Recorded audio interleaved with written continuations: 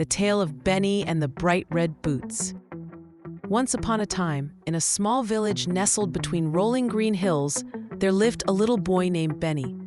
Benny was cheerful, curious, and loved to run faster than the wind, or at least he tried to. His shoes, however, were old and worn, and every time he raced his friends, he would slip, slide, and stumble. One sunny morning, while Benny helped Mr. Tully at the village market, he spotted them, the most amazing pair of boots he had ever seen. They were bright red, with shiny black laces and a golden star stitched on each side. "Those boots would make me the fastest runner in the village," Benny whispered to himself. The shopkeeper, old Mrs. Pindle, noticed Benny staring. "Fine boots, aren't they?" she said with a twinkle in her eye.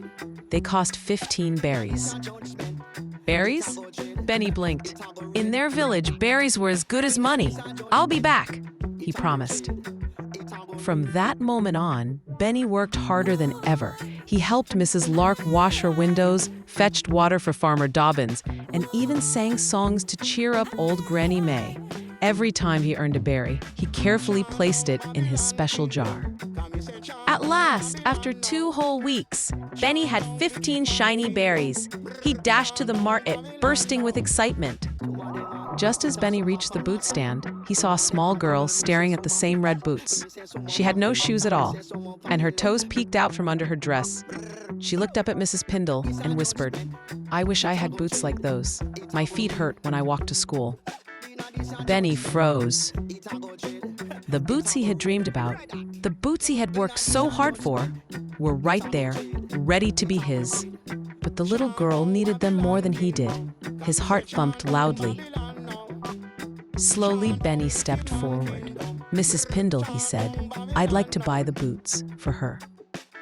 The little girl gasped, and Mrs. Pindle smiled warmly. "That's a very kind thing to do, Benny," she said. As the little girl tried on the boots, which fit perfectly, Benny felt a strange, wonderful warmth inside him. It was better than winning any race. He walked home that evening in his old shoes, but his steps felt lighter than ever.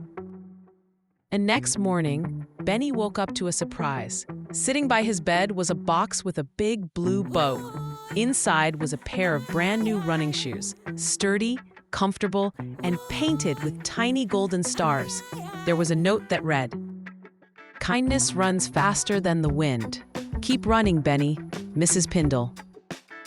From then on, Benny became the fastest runner in the village, not just because of his shoes, but because his heart was light, and kindness always made him feel like he could fly. Moral of the story: kindness brings rewards that are far greater than anything you could buy.